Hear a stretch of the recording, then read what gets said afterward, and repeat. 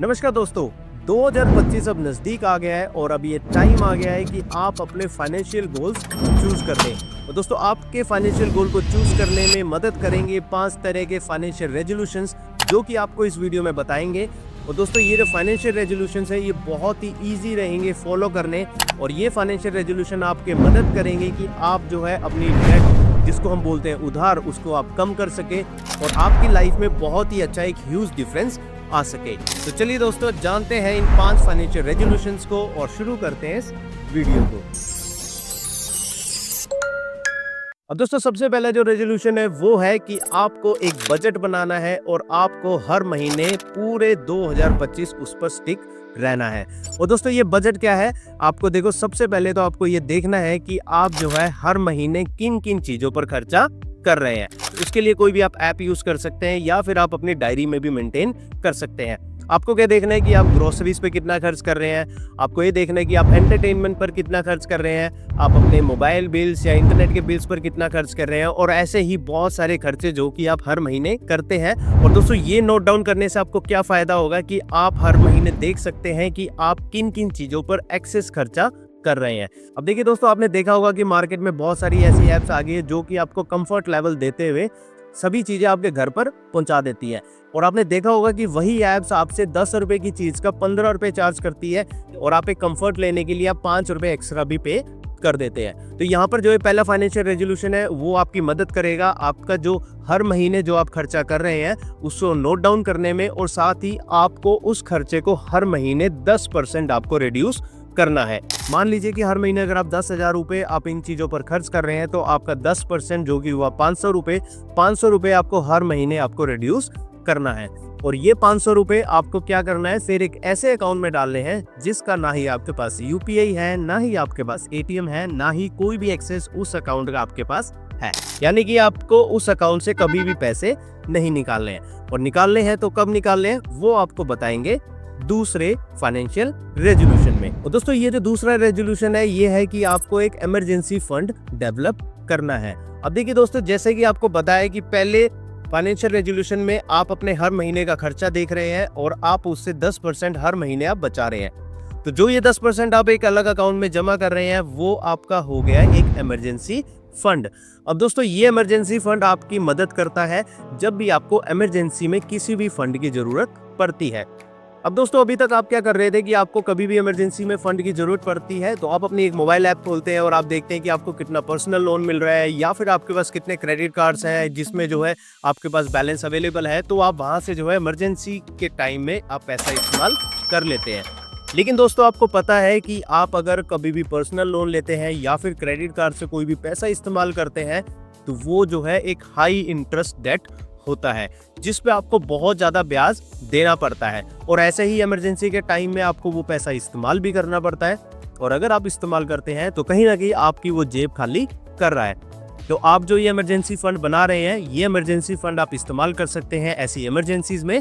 तो आपका दूसरा रेजोल्यूशन क्या हुआ कि आपको एक इमरजेंसी फंड डेवलप करना है। इसके बाद दोस्तों, तीसरा जो फाइनेंशियल रेजोल्यूशन है वो है कि आपको अपनी हाई इंटरेस्ट की जो डेट है उनको कम करना है। अब दोस्तों, हाई इंटरेस्ट की डेट क्या हुई? जैसे आपने पर्सनल लोन ले लिए, आपके क्रेडिट कार्ड पर हर महीने आप इंटरेस्ट पे कर रहे हैं, या फिर ऐसे ही अगर आपने मार्केट से पैसा उठाया हुआ है तो ये होगी हाई इंटरेस्ट की डेट। तो जितने भी ये हाई इंटरेस्ट की डेट है इसको आपको हर महीने रिड्यूस करना है। और इसको रिड्यूस करने के 2 तरीके दोस्तों यहाँ पर होते हैं। तो दोस्तों, ये 2 तरीके कौन से होते हैं हाई इंटरेस्ट की डेट को कम करने के? ये होते हैं, सबसे पहले इसमें आता है डेट स्नोबॉल मेथड।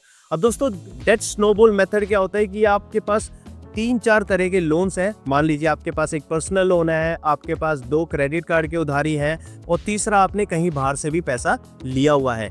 तो आप जो है हर डेट में जो है हर महीने कुछ पैसा आप हर महीने डालेंगे। इसको बोलते हैं दोस्तों डेट स्नोबॉल मेथड, कि आपकी जितनी भी डेट है, जितनी भी उधारी है, जो भी आपने बाहर से ली है या फिर आपने पर्सनल लोन के रूप में ली है, आप उस हर डेट में हर महीने कुछ पैसा आप एक्सेस में डाल रहे हैं। इसके बाद दोस्तों, दूसरा जो मेथड आता है वो आता है डेट एवलांच मेथड। अब दोस्तों, डेट एवलांच मेथड क्या होता है कि जो आपकी डेट जिस पे आपको ज्यादा ब्याज देना पड़ रहा है उसको आप सबसे पहले कम करते हैं।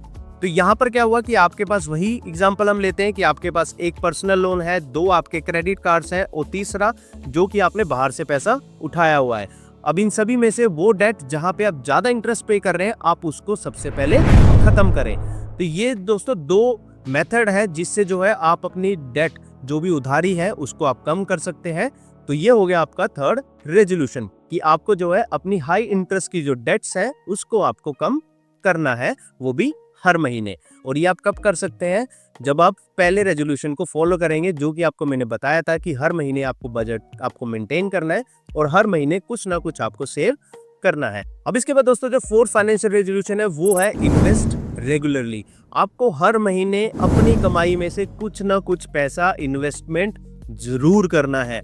और दोस्तों ये जो इन्वेस्टमेंट किया गया पैसा है ये आपको बहुत ही बढ़िया एक कॉर्पस आपके पास इकट्ठा कर सकता है, जो कि आपके फ्यूचर के डिसीजंस में बहुत ज्यादा मदद करेगा। अब इसके लिए भी दोस्तों एक एग्जांपल सोच के चलते हैं। यहाँ पर देखिए मैंने एक एग्जांपल लिया कि अगर आपकी हर महीने की कमाई अगर 20,000 रुपए है और आपके अगर 50% आपके मंथली के खर्चे हैं जो कि बना 10,000, तो 50% आपको हर महीने सेव करना है। यहाँ पर दोस्तों मैंने एग्जांपल लिए कि 50% आपके हर महीने के खर्चे हैं और 50% आप सेविंग लेकर चल रहे हैं। अब दोस्तों ये जो महीने के खर्चे हैं इसको हम नहीं छेड़ेंगे क्योंकि ये आपके हर महीने खर्चे जाने ही है। लेकिन यहाँ पर क्योंकि हम इन्वेस्टमेंट की बात कर रहे हैं तो आपको बताएंगे कि आपको हर महीने किस तरह से इन्वेस्टमेंट करनी है। अब यहाँ पे जो 50% सेविंग मैंने 10,000 रुपए हर महीने लिखा है, ये हर पर्सन का जो है डिपेंड कर सकता है कि वो हर महीने कितना सेव कर रहा है। तो यहाँ पे एक एग्जांपल के तौर पे आपको बता रहे हैं। अब 50% जो कि 10,000 बना, इसको सेविंग आपको कैसे करनी है? यहाँ पर देखिए सबसे पहले है कि हेल्थ इंश्योरेंस आपको लेना है। 10,000 में से आपने कितने का हेल्थ इंश्योरेंस लिया? 2,000 रुपए का। अब दोस्तों 2,000 रुपए हर महीने के हेल्थ इंश्योरेंस का मतलब हो गया साल का 24,000 रुपए का प्रीमियम। अब देखिए दोस्तों किसी भी हेल्थ इंश्योरेंस का प्रीमियम आप 24,000 रुपए हर साल देंगे तो वहां पर आपको बहुत ही बढ़िया 5 से 10 लाख का हेल्थ इंश्योरेंस मिल जाएगा। अब दोस्तों ये हेल्थ इंश्योरेंस मैंने यहाँ पे इन्वेस्टमेंट में क्यों लिखा है? क्योंकि दोस्तों अगर आप हेल्थ इंश्योरेंस लेते हैं तो आप एक जो भी आने वाला कभी समय जो कि खराब समय भी हो सकता है तो उसको आप कहीं ना कहीं दूर करते हैं। क्योंकि हेल्थ इंश्योरेंस दोस्तों आपकी मदद करता है कि अगर कोई भी ऐसी अनहोनी हो जाती है जिसमें किसी भी हेल्थ रिलेटेड कोई भी एक्सपेंस करना पड़ जाता है आपका या आपके फैमिली मेंबर का, तो वहाँ पे आपकी जो सेविंग होती है वो इस्तेमाल होने लग जाती है। लेकिन अगर आप हेल्थ इंश्योरेंस ले लेते हैं तो आपकी जो पर्सनल सेविंग है वो वहाँ पर इस्तेमाल नहीं होती है। इसीलिए हेल्थ इंश्योरेंस को मैंने इन्वेस्टमेंट में लिखा है और हेल्थ इंश्योरेंस लेना आपको बहुत ही जरूरी है। और हेल्थ इंश्योरेंस सिर्फ आपको अपना नहीं लेना, आपके फैमिली मेंबर का भी जरूर लेना है। इसके बाद दोस्तों जो आपने 2,000 रुपए हर महीने हेल्थ इंश्योरेंस पर लगाए तो उसके बाद आपके बचे 8,000 रुपए हर महीने जो कि आपको इन्वेस्टमेंट करनी है। अब यहाँ पर दोस्तों इन्वेस्टमेंट 2 तरह की होंगी, एक होगी सेफ इन्वेस्टमेंट और एक होगी रिस्की इन्वेस्टमेंट। अब दोस्तों सेफ इन्वेस्टमेंट आपको ज्यादा करनी है और रिस्की इन्वेस्टमेंट आपको कम करनी है। सेफ इन्वेस्टमेंट कौन कौन सी होगी दोस्तों? जैसे आपकी होगी पीपीएफ, आपकी बैंक की जो आरडी होती है वो भी आपकी सेफ इन्वेस्टमेंट है, और एक नए तरह के प्लान चले हैं जिसको हम बोलते हैं सिस्टमैटिक डिपॉजिट प्लान, तो ये भी होगी सेफ इन्वेस्टमेंट। और दूसरा हो गया रिस्की इन्वेस्टमेंट जो कि आपकी जैसे कि हर महीने आप सेव कर रहे हैं तो वो होगी आपकी मंथली एसआईपी जो कि आपके शेयर मार्केट में पैसा लगता है। तो यहाँ पर दोस्तों आपको जो है 8,000 रुपए में से 5,000 रुपए कम से कम जो है सेफ इन्वेस्टमेंट में लगाना है और 3,000 रुपए आपको रिस्की इन्वेस्टमेंट में लगाना है। अब देखिए दोस्तों इस इन्वेस्टमेंट का फायदा क्या है? देखिए यहाँ पर अगर हम सेफ इन्वेस्टमेंट की बात करें, अगर पीपीएफ की बात करें, अगर पीपीएफ आप हर महीने आप 5,000 रुपए देते हैं तो वो पीपीएफ आपको 15 साल में 16,27,000 रुपए का कॉर्पस आपको दे देता है। अब देखिए दोस्तों आज से अगर आप शुरुआत करेंगे, हर महीने आप इसको कंटिन्यू रखेंगे तो 15 साल बाद आपके पास 16,27,000 का कॉर्पस आपके पास हो जाएगा जो कि टोटल टैक्स फ्री रहेगा।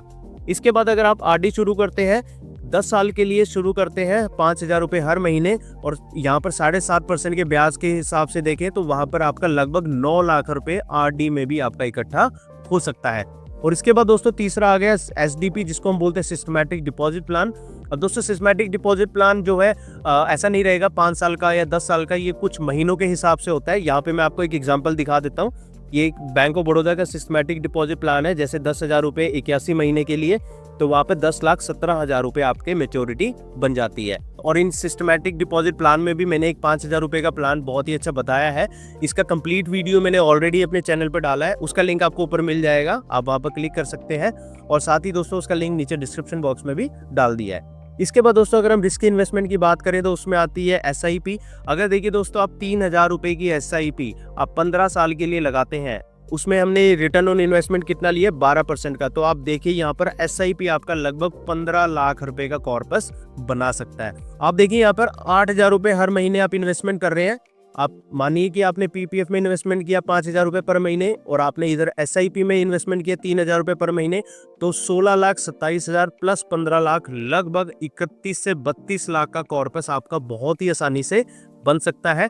तो ये हुआ दोस्तों चौथा फाइनेंशियल रेजोल्यूशन इन्वेस्टमेंट पर्पस के लिए जो कि आपको फॉलो करना है। इसके बाद दोस्तों पांचवा जो फाइनेंशियल रेजोल्यूशन है वो बहुत ही ज्यादा इंपॉर्टेंट है, और वो इंपॉर्टेंट इसलिए क्योंकि दोस्तों जब भी आप ये सारी चीजें फॉलो करेंगे तो आपको जरूरी है कि आप अपना फाइनेंशियल नॉलेज इंक्रीज करें। तो आपका फिफ्थ जो फाइनेंशियल रेजोल्यूशन हुआ वो क्या हुआ कि आपको अपनी फाइनेंशियल नॉलेज को इंक्रीज करना है। आपको रेगुलरली देखना है कि कौन सा मार्केट में नया प्रोडक्ट आ रहा है जिसमें आप इन्वेस्टमेंट कर सकते हैं, या फिर कौन सी ऐसी रिस्क इन्वेस्टमेंट है जहां पे आपको नहीं जाना है। ये सारी चीजें ध्यान रखनी है। और नए प्रोडक्ट कौन कौन से लॉन्च हो रहे हैं वो आपको इस चैनल पर भी मिल जाएंगे, तो आप बैंकिटॉन को भी जरूर फॉलो करें, क्योंकि मैं आपका हूँ बैंकर फ्रेंड और आपको मैं एक सही राय जरूर दूंगा। और साथ ही दोस्तों फाइनेंशियल नॉलेज को बढ़ाने से ये फायदा है कि आप जो है रिस्की इन्वेस्टमेंट में नहीं जाते हैं, और जो भी आप हर महीने सेव कर रहे हैं वो कहीं ना कहीं आपका सेफ रहता है। तो दोस्तों पांचवा रेजोल्यूशन क्या हुआ कि आपको अपना फाइनेंशियल नॉलेज हर महीने बढ़ाना है। और साथ ही दोस्तों एक फायदा और होता है फाइनेंशियल नॉलेज बढ़ाने से कि आप जो है मिस्टेक्स को अवॉइड करते हैं। जैसे कि आपने देखा है कि बहुत तरह के साइबर फ्रॉड्स हो रहे हैं। अब साइबर फ्रॉड्स में क्या है कि बहुत तरह की फेक इन्वेस्टमेंट की एप्स भी आ रही हैं जो कि आपको बोलती है कि आप इन्वेस्टमेंट कीजिए और इतना पैसा कमा लीजिए, और लोग जो है अपनी जिंदगी भर की सेविंग उन फेक एप्स में लगा रहे हैं। तो फाइनेंशियल नॉलेज बढ़ाने से क्या फायदा है कि जो फेक एप्स है इनसे आप दूर रहते हैं और आप जो है कोई मिस्टेक नहीं करते हैं। तो दोस्तों ये सब था 5 फाइनेंशियल रेजोल्यूशन जो कि आपको फॉलो करने हैं 2025 में। अब दोस्तों अगर ये वीडियो आपको पसंद आया हो तो इस वीडियो को जरूर लाइक कीजिए, इस चैनल को सब्सक्राइब कीजिए और इस बैंकर दोस्त के साथ हमेशा जुड़े रहिए। धन्यवाद।